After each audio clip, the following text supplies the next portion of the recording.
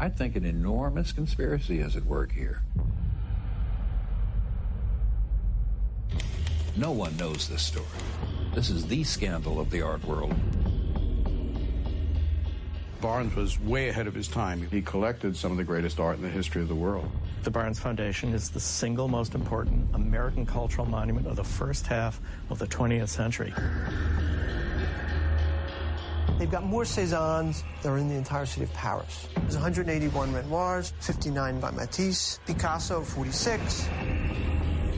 It is the greatest act of cultural vandalism since World War II. This is the Post-Movie Show. My name's John Black. I recently had a chance to sit down with director Don Argott of the documentary The Art of the Steal. It's a really good documentary about a man named Albert Barnes in Philadelphia who made a ton of money. He was a regular Joe, blue-collar guy, made a ton of money in pharmaceuticals and used it to purchase art, modern art, amassed this huge collection, built a school around it and a place to house it. And when he died, he said, you can't touch it. You got to leave it here. I want the school to live on forever. So he passes away. The city of Philadelphia, all the politicians find out this collection is worth $25 billion, that's with a B, $billion. And they'd rather have it at the Philadelphia Art Museum, which is 5 miles up the road. So they stop proceedings to basically take the guy's art, shatter his dream, tear up his last will and testament that says you can't do this, and move the art 5 miles away because tourists, will be able to get to it easier. So it's a really good story. I knew nothing about it, and when I got a chance to sit down with the director to talk, we talked about how he found the story, how people reacted to the story, because he's been getting a lot of flack for doing it, especially by the people who refuse to talk on camera. And we even talked about the music. The music's great, too. There's a jazz version of Iron Man by the Bad Plus, and it all works very well. It's a good movie, and, well, I'll let the director tell you all about it. Here's our interview from the Post Movie Podcast with Don Argott. This is the greatest kind of documentary for me because I knew nothing about it. Yeah. And I watched it for two reasons. Laney from Laney sent it to me to do the interview, and I'm a fan of your last film. Oh, great. So I was like, that's good work. But when I'm watching this, I was like, where did you come into this story? Because you have, is it Julian Bond? Mm-hmm. And he says something like, this is a big story no one's paying attention to. Yeah, yeah. And so when did you find this? Well, what was great, and much like how you saw the film, I didn't know anything about the story until I was approached by Lenny Feinberg, who was our executive producer of the film. And he went to the Barnes. He was a student at the Barnes about 20 years ago, and just totally fell in love with the place and been there. Goes when he can, and he also lives in the area. And so he's been intimately involved with the goings-on of the Barnes Foundation for years. It's one of those stories that it's kind of like, here you have the Gardner thing, and right. I'm sure everybody has their own opinions about it, you know what I mean? And probably much like the Gardner thing, people think they know the story, and then there's all these things that they might not know. So it's been going on in the area since really the 20s. Yeah. But Albert Barnes has had a pretty cantankerous relationship with everyone. Everyone, and so it's one of those things that's always in the kind of the collective consciousness, I think, of the area. And I grew up in North Jersey, so I've been living in Philly for about 15 years, and I had never even heard of the Barnes Foundation, which goes to show how poor a job they do, kind of marketing it to the people. Right. I had an art handler there, and the first time she picked up the Van Gogh Postman, and she sat on a bench and she cried. Barnes wasn't interested in a mass experience. He was interested in a quality experience. He established his foundation where he did to get it away from Philadelphia. We've got this magnificent collection being hidden away from the world. There was a vast conspiracy to move the Barnes. Down in Philadelphia, 10 times more people a day can be able to see it. So when Lenny approached us and kind of pitched the story to us, I was like, wow, it sounds interesting, but I don't really see the big deal of moving paintings, 5 miles away from one place to the other. And then the more we dove into it, spent some time at the Barnes, did a lot more research. I mean, I was like, oh my God, I can't even believe that the story hasn't been told before. Right. It's unbelievable. Right. So it was great for us, I think, as the filmmakers that didn't have any kind of bias or agenda going into it, because it would have, I think, clouded the filmmaking. Mm-hmm. So specifically with the story, because it's, you know, it's so polarizing. It's like a Republican-Democrat issue. It's like, here's an issue. You look at it this way, I look at it this way, and we came into it with no preconceived notions, which I think was the best way to go into it, and I think the best way to see it is to not go in with any baggage either. Right, and you do, you know, in a film like this, in a story like this, you need to keep that attitude throughout the whole film. Yeah. And, you know, because you can't side. You know, you're telling this story, and there's such juicy details on both sides. And as a viewer, every time you have to put up things saying declined to be interviewed, I'm like, damn it, damn it, it's not his fault. He tried. I know he tried. Yeah, I did. You know? We did. Oh, I'm sure he did, because like when you go to that press conference, you know, and they sniff out who you are right away. Right away. Yeah. Well, they did, because we were in, you know, close relationships with them, you know, for the duration of the film almost. We would call them constantly and say, please, you need to come on camera and at least just give us a blanket statement. Just something. You should be represented in this. You know? Because and it's unfortunate, and I think now that the film is out, you know, now they're kind of playing damage control of, oh, we knew the film was going to be biased, and oh, it was, you know, we knew it was going to be slanted and it had an agenda, but, you know, all of that is not true. I mean, they're all lies. We really wanted them a part of this from the get-go, and I think had they been a part of it, I think the film would have been much different. I don't know what it would have been. I don't know if it would have been better or worse, or but it certainly would have been a little more balanced. Yeah, that's for sure. And you know, that's the thing. Watching this, it's not one of those documentaries where you've got something to say and then you find things to back it up. And if they're not what you want, you manipulate them, or you make fun of them, or something with a voiceover, that kind of thing. Right. You really do stand back and let these people tell their story. Right. Yeah. Which is again what makes it a great documentary for me, because it's not that, you know, you're outraged by this, you're going to make a documentary exposing the outrage. You know, this is what makes me mad, and here's why. Right. Yeah. You're not mad. Well, you know, we got mad. Yeah. You know, we got mad towards the end of it, you know, because it's one of those things where everybody keeps saying, oh, it's biased, it's this, it's that, you know, but no one said it's not true. Right. And so that's what it comes down to. Even the Barnes Foundation and the Pew, who've been on record now, and a couple press pieces have gone on to say, you know, it's filled with wild accusations that there's no fact-based. It's like, no facts. That's all the film is facts. Right. You know, so you can, if they keep saying that it's fact, you know, that it's factually inaccurate and all these other things, if they keep saying that without backing up their claims, then maybe that'll catch on, you know, for people that support the Barnes move. They'll say, oh, see, you know, even the Barnes says it's not based on any facts. But, you know, my whole thing is I encourage them. Yeah. Show me where the facts aren't true. Mm-hmm. And you know, it's not. You know, I've never been more excited to see pieces of paper on the screen. You know, but there's the Pew's IRS application.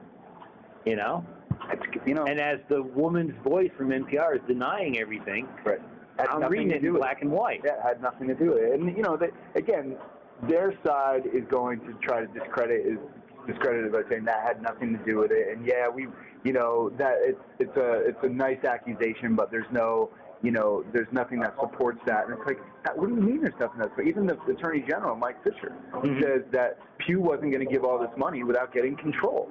So how can they come back now and say this wasn't about control, this wasn't about, you know, all these other things? It's so disingenuous. Yeah. But and that's what I expected, that there would be some kind of backlash, certainly from the people that we criticized. But I guess I didn't expect how it was going to make me feel. And I've been really, it's been really kind of aggravating to be on the other side of the spin. Yeah. You know, to see that they're basically like lying right to your face. You know, they've come out with all these claims. They said that Lenny was a part of the organization, the Friends of the Barn, and he funded the film. Well, it's not true. It's a lie. Right. You know, so they're just straight up lying, hoping that stuff's going to stick, and just to try to discredit the film by making it sound like we're a bunch of, like, you know, crazies that are just, you know, that have some kind of agenda, and it's just not true. And it does a good job because in a lot of ways you can think of this is, on one level you can say, well, this is a story about them moving, you know, this art collection 5 miles so more people can see it. Right. What's wrong with that? Right. That's not the issue. The whole establishment wanted to capture the prize. They wanted to move the Barnes to downtown Philadelphia. Who speaks for the art when so many political forces are at work against it? These are not people who are concerned about the art. These are people who are concerned about money. Culture has become big business. Culture is an industry. It's about who controls $25 billion worth of art. It was Barnes' art. These people, these vandals, stepped in and took it away from him. And I think the setup you do to make Barnes my personal hero, you know, just a blue-collar guy that made a lot of money, educated himself, put together a collection he liked. He's not one of these people, you know, and where art is money now, where he says, oh, well, if I get a Van Gogh, then, you know, it's a good collection. He met the artist. He went to Paris. Yeah, they were the contemporaries that weren't worth anything because, as everybody knows, when you're an artist, a living artist, you know, you're not going to probably be very successful until you're long gone and you won't be able to do anything with the money, you know, that your work is going to be worth. So, yeah, he was collecting his contemporaries, and he had an eye for this stuff, and it wasn't just the difference between the way Albert Barnes collected paintings and the difference that a lot of people collect paintings now is he wasn't parking his money in a painting. Right. It wasn't an investment for him. It was part of an educational mission. And he's even there's pieces in the collection where he knows that it's an inferior Matisse than to another Matisse, but that was the whole reason he bought it, to show that contrast between this is why this painting is a good Matisse and this is why this isn't. I mean, so the whole thing is part of this much larger, more important, way to show the art. And I think that the whole place in itself is a work of art. It's not just about a bunch of nice Matisses or Van Goghs or whatever. That main gallery that you walk into, you know, if you're lucky enough to see it before they destroy it, is breathtaking. There's not many experiences that I've had in any kind of like art museum, or any kind of institution like the Barnes Foundation, where you just feel like, oh my God, I'm in the presence of something that's really bigger than me. Right. That's a lot of what's at stake here. It's not about moving paintings, one from one thing. It's about taking something that's really important, and the people that are supposed to be in control of maintaining this are somehow blinding their eyes to the importance of what the Barnes is, and that the whole their whole charge should be to maintain this collection exactly where it is and make sure that it's sustainable for the next 20, 30 years. Barnes turned to the best lawyers he could find to draw up his will. The collection shall never be sold, shall never be loaned. Once everybody's dead, they'll do what they want. It's about tourism money. It's about all these other things. It's just like it's just like when George Bush decided that he was going to go to war.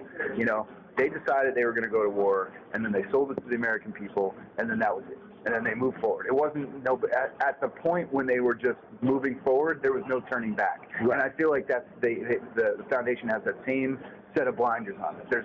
Even though there's all these other things that can be happening right now to make it work, they don't want to hear it anymore. They're moving forward. They're moving it. They're digging the hole. We don't even want to entertain the idea of it working here in Maryland. And that's a shame. And that's criminal, frankly. Yeah. Well, that's the other thing is that this and it's interesting in Boston because we do have the Gardner, and we have Mrs. Gardner saying it's a museum. Don't touch a thing. Right. It has to be kept this way. Yep. And there's always talk about, well, can we put an addition on? No, Mrs. Gardner didn't want an addition. Right. Can we move this painting? No, you can't. Right. And the thrill of going to the Gardner is it could just be a scrap of textile hanging on a wall. Any other museum, it's not even going to hang on a wall. But this meant something to her. It was from one of her trips. It's there for a reason. Right. It's at the Garden. Right. You know, so there's that experience there. And I can imagine the outcry if people said, well, the Garden is near the MFA. Yeah, why don't we just put all that great stuff in there and call it a day? I mean, that's what it boils down to. Why aren't they doing that at the Gardner? Because the people that are in charge know that it's important to maintain the integrity of what that place is. Mm-hmm. The people at the Barns, on the other hand, are committed to something totally opposite of what the donor, which is Albert Barnes, want. And he specified in his legal papers. Yeah. I don't know if it's his will or whatever you call it, but his legal documents. Yeah, the indenture of trust. Yeah, he set it up. And yes, there is this great moment of the Albert Barnes "fuck you," where he opens it up to the world. The world tells him he sucks, and he's like, okay, fine. Yeah. Lock the door behind you. You can't come back. Yeah.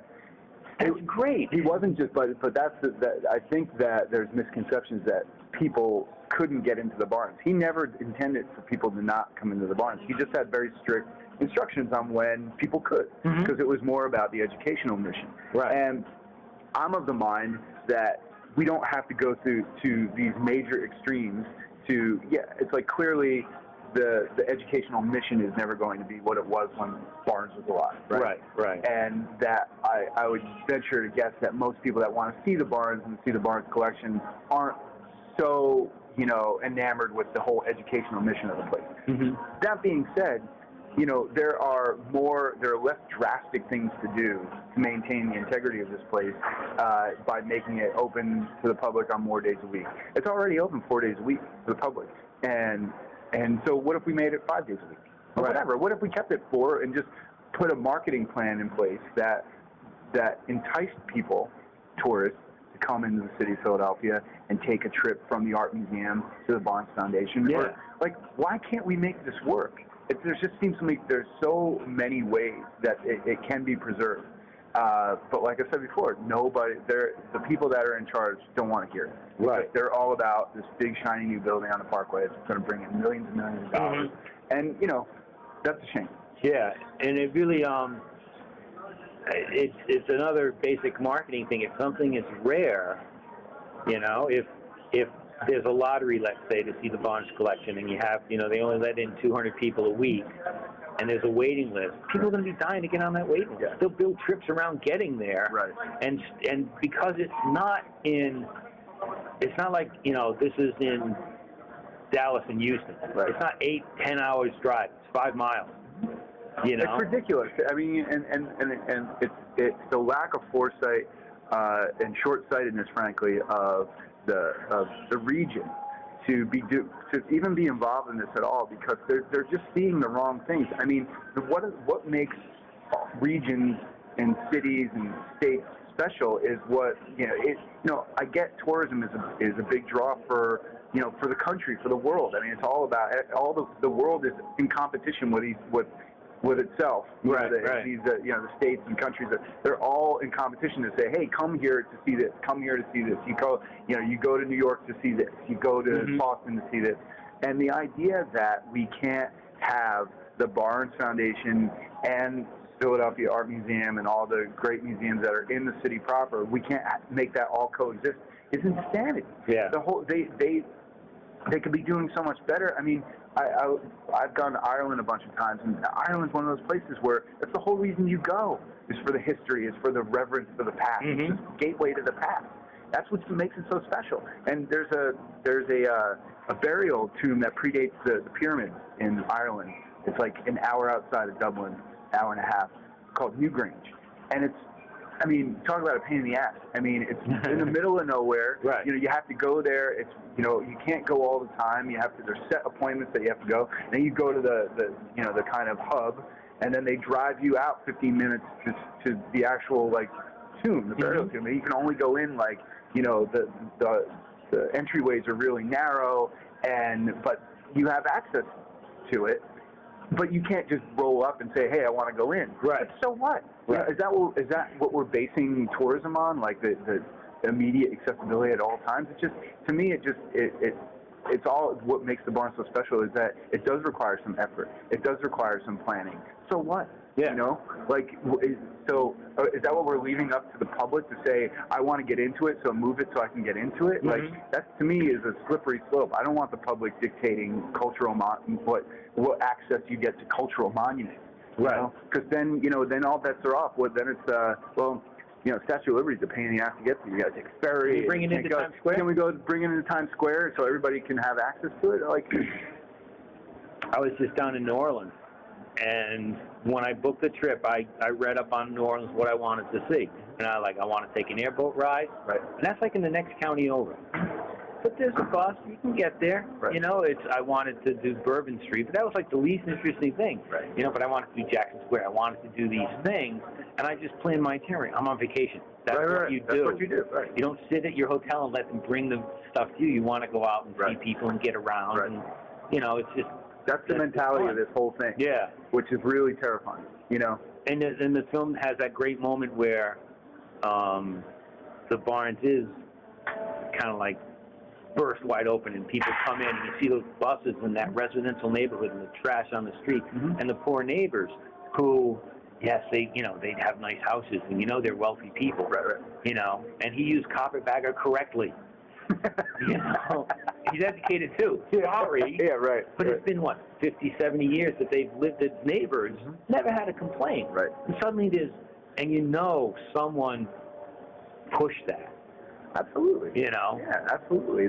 And the neighbors, I don't want to give the neighbors a pass so much either because, they were pretty hostile. You know, they maybe did take it a little too far. But all that being said is that at so many points in the film, and you see in the film, at so many points things could have been remedied so quickly. Like, just let's get together, let's calm down, figure out a solution.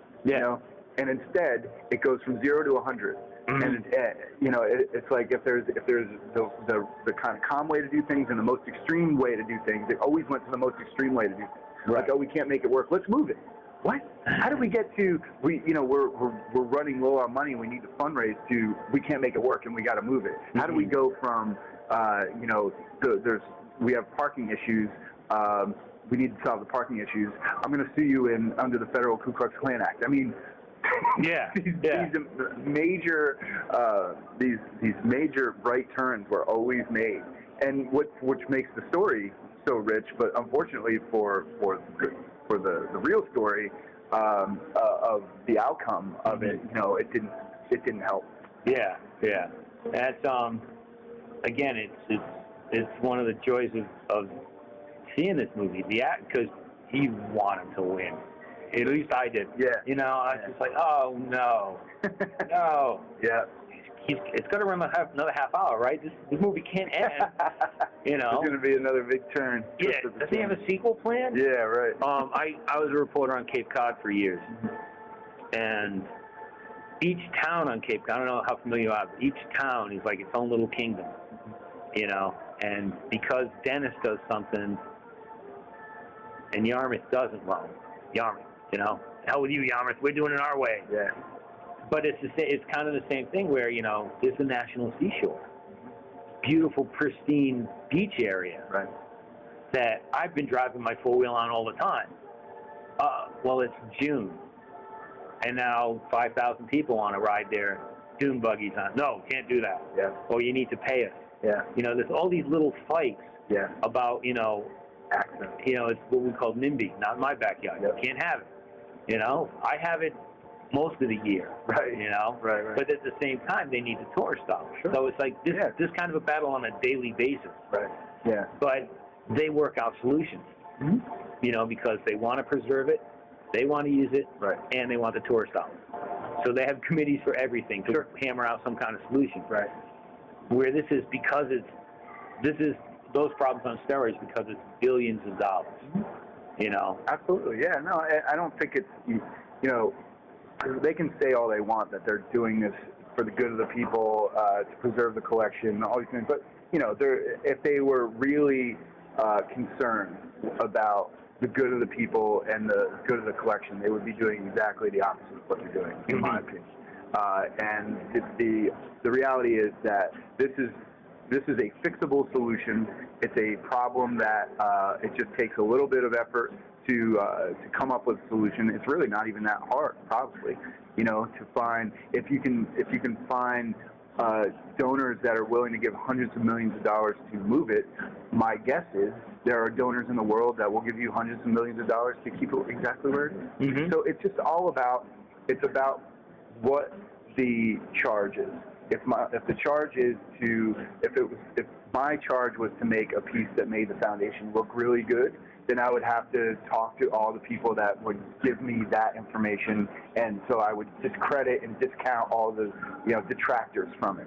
And it seems to me that there's always for every one person that will give you $10 over here to fight it, there's somebody over here that'll give you $10 to fight against it. Right. So these solutions are out there. The solutions are 100% possible. It just comes down to the leadership and what the people want. Right. You know, if people got together and said, "Hey, all right, I know we've moved down this road, but is it possible to change course? Is it possible to kind of go back and look about how we can make this sustainable here and keep and learn from all the things that have happened in the past, and learn from the fact that the neighbors don't want this place transformed into the art museum area, and they don't want buses. And is there a middle ground? And the answer, of course, there's a middle ground. Sure, of course there is.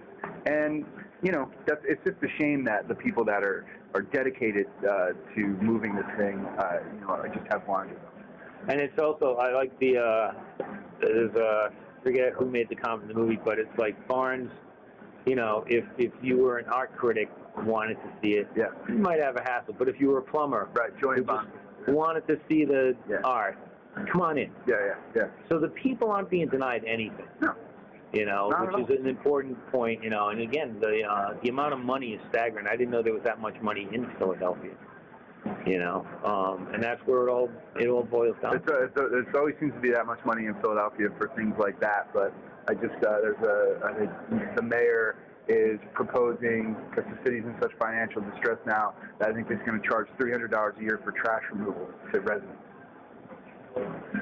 Yeah. But there's money for the Barnes move. There's money for all this other stuff, and the lease of the land is that the Fairmount Park Commission leases the land to the Barnes Foundation, where the Youth Study Center used to be. They demolished that. They leased the land to the Barnes Foundation for, I believe it's $10 a year for 99 years. Now, if that is not a gross mismanagement of city land that they can sell for a ton of money to a developer for something else, I don't know what is, especially in a city that is financially strained as Philadelphia. When I had some. I'll think of it, I swear.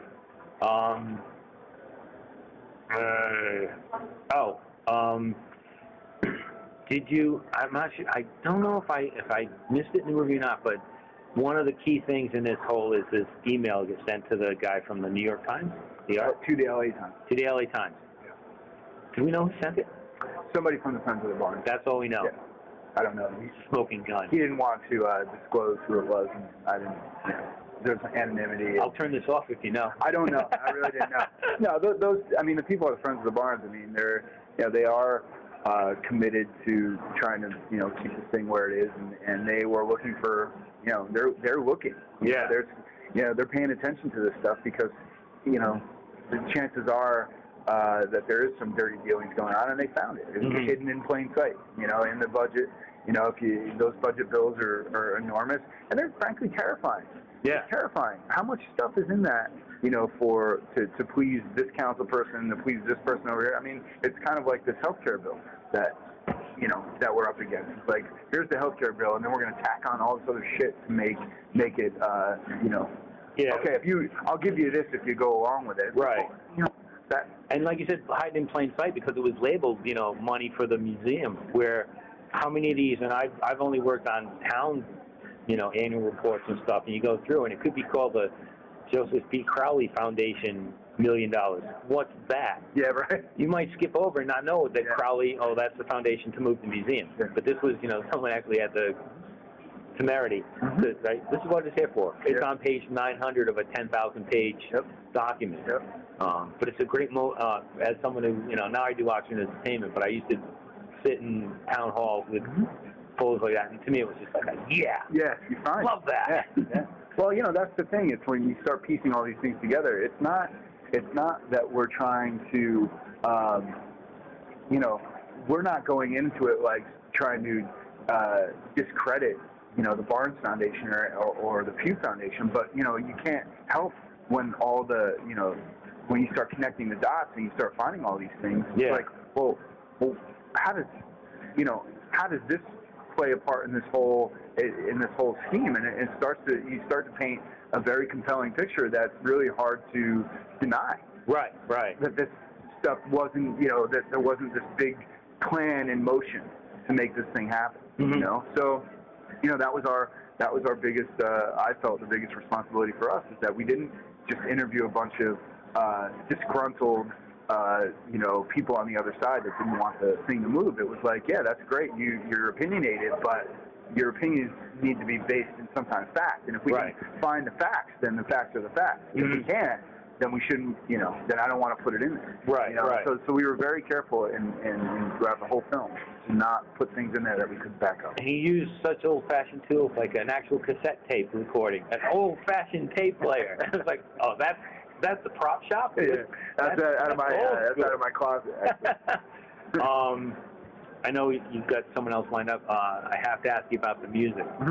Is that Iron Man in the beginning? It is. It's a band called the Bad Plus. They're a avant-garde. That band. They're so good. I've interviewed them. They're amazing. So cool. We used to do a ton of work for Sony Music for their behind-the-scenes like EPKs, and we did a Bad Plus concert.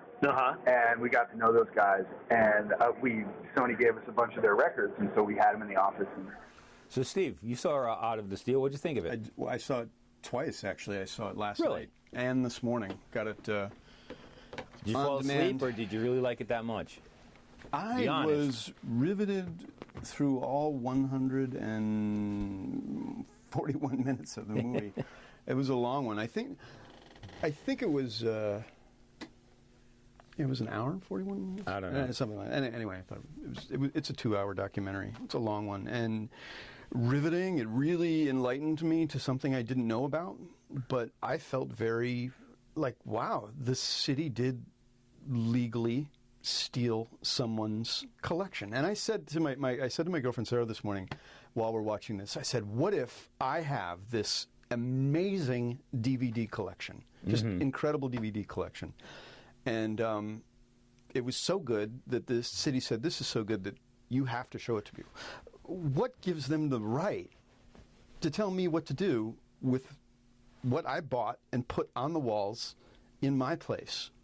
What gives them the right to do that? And add to they it have that no right whatsoever. Add to it, all right, you've got this priceless DVD collection, and you say, all right, I'm going to build a school so people who want to make movies can come see the movies here and learn how movies are made, and then a couple days a week I'll let the public in small numbers because I don't want them crowding. You know what it's like when you go to an art opening and there's 25 people between you and the painting you want to see. This guy set it up. He built this mansion with manicured lawns and beautiful grounds. And he's like the male version of Isabella Stewart Gardner. Well, imagine if this happened in Boston. If Governor Patrick decided, we're going to move it down in the financial district. We're going to take the art out of the, foot traffic. We're going to take the art out of the Gardner and put it 200 yards away in the Museum of Fine Arts because it looks better there. People have to walk upstairs at the Gardner. We've got escalators, and the art just doesn't look the same. Who cares what Isabella Stewart Gardner put in her will? And we're moving you can traffic more people through, charge more money. Yeah, and that's just it. This whole thing is about greed and money. And one of the things that happens in a lot of documentaries, Don Argott, the director, went out of his way to get everybody involved on tape. He tried to talk to all the people who made the moves. All the politicians, all the rich socialites, he begged them to get on camera. Even the lady who was the director of the Pew Foundation. Yeah, it's funny. She refused to speak to him, but he found an NPR interview she did, and uses that instead. Mm-hmm. And everything she denies in public, she says on this interview. And it's just, I thought it was just a fascinating way to build a story. And even though you come out, at least I did, I came out really hating Philadelphia politicians and all this, it's still much more balanced than a Michael Moore documentary. I as I was watching this morning, they have that opening scene where the politicians who, I just disagree with, they seemed so cavalier. Mm-hmm. But in watching this movie for the first time, you don't really see what they're doing because it all feels good. Right. It all feels great. But the mayor gets up there, and the person who's responsible for travel and tourism gets up there, and he tells the story about how he happened to ride his bike by the museum and wave to it and say, "See you soon." Yeah. In Philadelphia. Yeah. Well, okay, so the movie goes in. 20 minutes later, you find out that these people are participating in the legal theft of someone's property to bring it into the city. What makes it more interesting is the character of Arthur Barnes, mm-hmm. who, like you said, made a ton of money in pharmaceuticals, went to Europe to study art, I think at the behest of a friend, but started collecting and buying these post-impressionist works at a time when they were not popular. Right, because he has the first time he shows it to the public, he gets raked over the coals by all these, art critics, and that's what really turns him sour. They say, basically, this is a bunch of crap you got on your walls. I can't believe you collect this. He reads the clippings and says, okay, fine, that's the last time I show it to the critics. Not crap, because he realized, granted, this guy was so rich, he could do anything. I mean, the way they set him up in the movie is imagine if you've invented the cure for AIDS, and he invented the cure for a venereal disease in the earlier part of the century. So he made gobs, hand over fist money. Mm-hmm. So he could go anywhere, do anything, study anything, and he decided to study art. And he realized that all these provincial art critics in the States didn't know what they were talking about, that he's talking with Dali, Cezanne, Matisse, buying the art directly from them and learning about this movement that is amazing and huge and all this, and that these critics didn't know what they were talking about. And he is also described as having such a tender ego, mm-hmm. that he felt so hurt by the Philadelphia establishment and the entitlement. He went to UPenn. They felt that that they knew what was going on, that they have all the whatever. But okay, so he was so hurt by that he just built his own place, mm-hmm. bought and bought and bought, just dozens and dozens of just the best artists. Yeah, I think on the lower end, I was impressed. Like he had Seurat, like 6 Seurats, and then he has this one. What was it called? The Card Game by Dogs Playing Poker. No, so it wasn't Dogs Playing Poker. It was. And the director sets it up beautifully because the way he does it is there's a segment in the film that he shows you the comparative value of what I forget the artist's name, but I think it was Cezanne. What a Cezanne goes for at a Sotheby's auction, mm-hmm. and what the quality Cezanne goes for or doesn't go for, because theoretically to Barnes it has a zero value. Right, because it's there for educational purposes. What it would actually be worth in his if it were sold. So mm-hmm. he shows you what goes for $35 million at auction, and then says that Barnes wouldn't even buy this. This compared to the Card Game is $35 million to $500 million. Right. It's a doodle on a napkin compared to a finished work. And that's one of the things that impressed me about this guy Barnes. Like you said, he travels through Europe, he meets the artist, he does his due diligence, he buys this stuff because he likes the men who make it and he likes the art. And then he hangs it he builds this building for it, hangs it the way he wants it to be seen. So it's like, it's not, a bunch of curators who decide, this is the best way to lay it out. He puts oddball things like, there'll be an ancient, like, key lock or right. The way it's laid out in the room. In other words, at a museum, they would take these paintings and they'd put them at blank white walls. Right. And they'd put them all in their respective... all at eye level, all designed to, for the flow of traffic, too. Right. It's all designed to keep the big tourist, herd moving through the room. Mm-hmm. So to Barnes, these things were meant to be seen together. So we'd have African art with American art, with examples of furniture art, all in the same thing, designed to be seen together. The whole thing that mushed together. We're all having the same experience. This is the experience of art. Life is art. Right. This is how I intended it to be seen. And then, that's one of the things that really, just nails the arrogance of the people who are doing this theft, is that they say, like, oh, well, we'll put it just the way it was.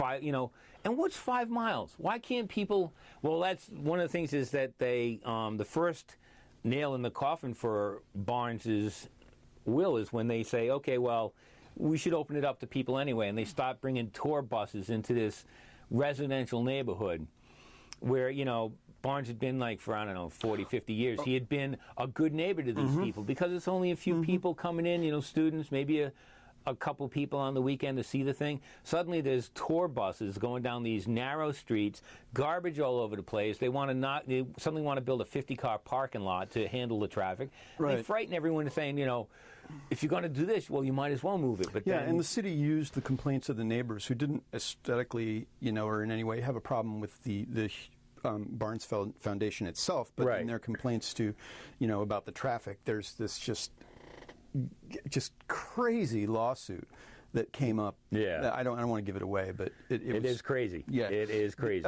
The other thing I think it's important to mention here is that Barnes was on the diametric opposite side of the very famous Annenberg Foundation.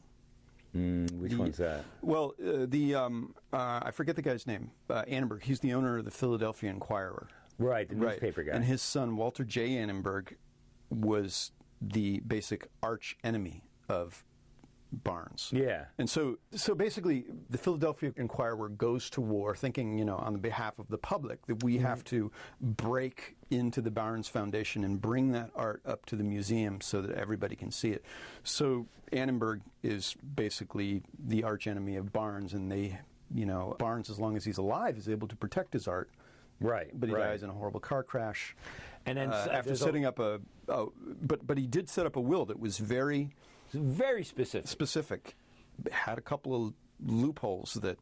Well, I don't even know if they were loopholes. They were just kind of, and I think the director does a great job because he has the documents. He has, here's the foundation document that Barnes set up. This is how it will run. And as each one keeps getting wiped out by the politicians, he just draws a black line through it. On camera, I was going to say, we're talking about the story, but the style of the film and the interviews are. He's got some great characters that used to work for Barnes, and I think it may be a bit one-sided on the Barnes interviews, only because I think I'm assuming that in trying, as he said in the movie via the title cards, that in trying to get interviews with certain people, he couldn't. Yeah. They just, like, the Pew Trust, wouldn't talk to him. The Annenberg people wouldn't talk to him. Although he did get the journalists from the Los Angeles Times and the Philadelphia Inquirer, who has a big smoking gun of an email that blows it out of the water. Which again, we don't want to tell people. That's just it. When I was watching this, so I can't say it's balanced. I don't feel like it's balanced, but I do feel like they're right because the city is stealing someone's property for their own profit. Right. And, I do give the guy credit, the director credit, for making the attempts. I never got the feeling, and, we learned from speaking with him that I never got the feeling like he just didn't try to talk to these people. He goes to a press conference, a groundbreaking for the new building that's going to host this stuff. So they're going to build a new... they're taking out of this beautiful building. Now they're going to build another building because it's on the Museum Mile or whatever it is. They have a groundbreaking, and the crew from this documentary goes, and they refused entry. They're like, oh, you're doing that documentary? You can't come in. You're not on the list. Yeah, and he makes also the point that the Philadelphia Museum of Art, had done this before to an acquaintance of Barnes, his buddy Johnson, who had certainly not Barnes's collection, but a great collection. Yeah. That was housed in a subpar environment. His apartment building. Right. So the case is made that the Philadelphia Museum of Art decided that this building was an unsuitable environment for the works of arts, and it had to be condemned, and it was so after this fellow's death. So they tried to do the same thing with Barnes, yeah. With Barnes. The foundation. But he left it, I think, in good hands to this woman, DeMasi, for something like 40 years. And, she was a great teacher, and that's what the school was known for, but she wasn't a great financial manager. And boy, what he does to screw the University of Pennsylvania was just terrific. I loved it. Yeah. I loved it. He basically, I don't want to say. No, I mean, you don't. Well, that's the fun of watching this movie is first of all, like all great documentaries, it took a subject I knew nothing about and presented it to me in a really interesting, compelling way, but it's entertaining too. There's great little mysteries, there's great jaw-dropping moments of I can't believe that happened. There's great characters. The arrogance of the politicians. And how you can see what they're doing on TV or in their general counsel proceedings, and it looks fun and fine and dandy, and then it's not. They're stealing someone's property. Yeah, and the only thing I wish is that, and I can't believe it, but I hated the way the movie ended. Only because it doesn't end well for the Barnes Foundation. No, but it's not over yet. No, yeah, it's not over yet, but. It's like pretty over, but I think there's probably a purpose in making this movie 2 years before the event that would be the thing that would just, be like spitting in the guy's face. And I think it's like a lot of these things where so much money has been invested now that they're going to say, it's going to be a hardship to stop it. I just don't hold out a lot of hope. In my heart, I want him to win. I want to go down to Philly and go to the Barnes Museum. I liked the idea that one of his students says, "Can't you just leave it alone?" Yeah. This is a jewel box. He built it, and this is what he meant to do. And the building needed repairs, and we repaired it. And we have the money to. There's to keep so things much going. money flying around in this movie. It's like, well, we don't have the money to repair it, but we've got $100 million. But they did eventually. There's $100 million hidden away that to move it, but we don't have the money to fix this gorgeous building or make it an historic site or anything like that. It's just really. Well, as much as the building would deteriorate, it's all to the benefit of the Philadelphia Museum. Because then they easily claim that it's unsuitable environment again, and then, they get the art, and then Barnes' belongings would be in the heart of the devil. Yeah.